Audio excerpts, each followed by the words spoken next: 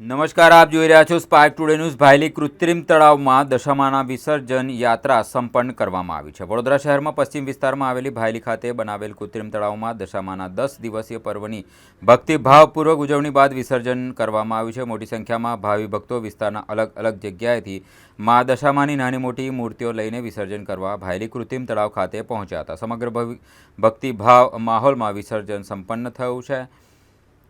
Ward number 10ના corporator Brijesh Kapadia તેમજ મમતાબેન વ્યાસ સાથે સામાજિક કાર્યકર્તાઓએ ઉપસ્થિત રહ્યા હતા। પોલીસની કામગીરી અને ભક્તોના સહકારથી મા દશામાની વિસર્જન યાત્રા શાંતિપૂર્ણ માહોલમાં પૂર્ણ થઈ હતી।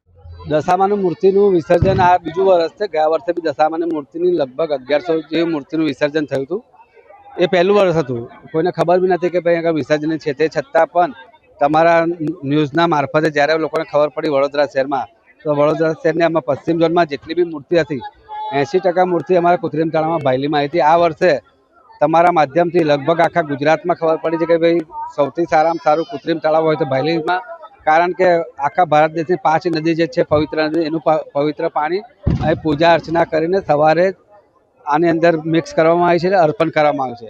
આ નદીનું પાણી એટલું, આ કૃત્રિમ તળાવ પાણી એટલું પવિત્ર છે કે ગયા વર્ષે વડોદરા શહેરની પબ્લિક સિટીમાંથી બી લોકો અહીંયા આગળ વિસર્જન કરવા હતા। આ વખતે વડોદરા શહેરની સંગઠનની ટીમ, અમારા 3 4 કાઉન્સિલર શ્રી, અત્યારે તમે જોતા હશે એ લોકો જાતે જ રાતના 12 વાગ્યાથી અહીંયા ઊભા છે, સવારે 6 વાગ્યા સુધી એ લોકો જાતે મહેનત કરે।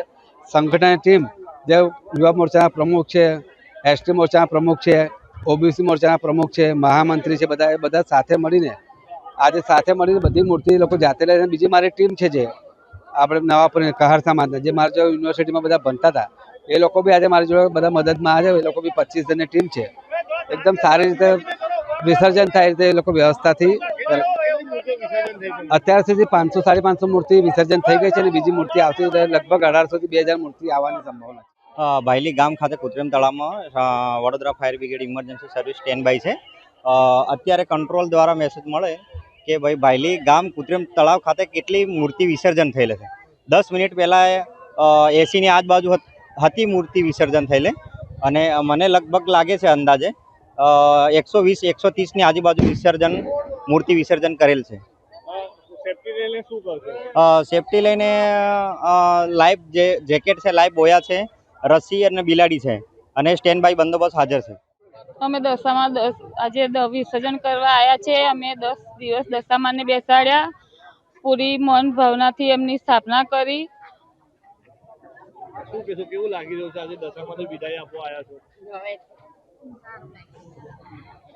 સારું લાગી રહ્યું છે। 10 દિવસ અમે માની ખૂબ પૂજા કરી, ભક્તિ કરી, શણગારથી એમને સોળે સજીને શણગાર કર્યો, પછી એમને વાતે ગાતે લાયા હતા ઘરે, અને અત્યારે 10 દિવસ કેવી રીતે પૂરા થઈ ગયા એ કંઈ ખબર જ ન પડી। અને બહુ દુઃખ સાથે અમારે માતાજીને આજે ભાયલી ખાતે કૃત્રિમ તળાવમાં વિસર્જન કરવા આવવાનું થયું છે। તો અમને બહુ દુઃખ થાય છે કે માતાજી 10 દિવસ કેવી રીતે પતી ગયા એ કંઈ ખબર જ ન પડી, અને 10 દિવસ જલ્દી પતી ગયા, અને આજે અમારે માતાજીની વિદાય કરવા માટે આવ્યું। અગલા વર્ષે ફરી જલ્દી હા, એવી તો અમે પ્રાર્થના કરીએ છીએ કે માતાજી તમે આગલા વર્ષે જલ્દી આવજો અને ફરીથી અમારા ઘરે આંગણે પધારજો। શું નામ તમારું? વૈરાગી એકતા। હા, અમે 10 દિવસ પૂજા કરી, માતાજીની મૂર્તિ બેસાડી છે, માતાજી કન પ્રાર્થના કરી છે, માતાજી અમારું સારું કરશે અને ભલું કરશે। અને 10 દાડા બહુ મહેમાન છે અને સારી રીતે અમે વ્રત કર્યું છે, લીધું છે, 10 દિવસ એમની સેવા કરી છે। તો માતાજી સારું કરશે, બધાનું સારું કરશે, સૌનું સારું કરશે। 10 દિવસે આજે વિદાય સારું લાગ્યું, અને આજે વિદાય કરીએ છે એટલે 10 દાડા પૂરા થઈ ગયા, અમને સારું લાગ્યું। માતાજી આટલું એ થયું તો અમને આનંદ થઈ ગયો છે, સારું લાગ્યું। 10 દિવસ પૂરા થઈ ગયા, ખ્યાલ ના આવ્યો। માતાજી સારું કરો, સૌનું સારું કરો। અને તારાબેન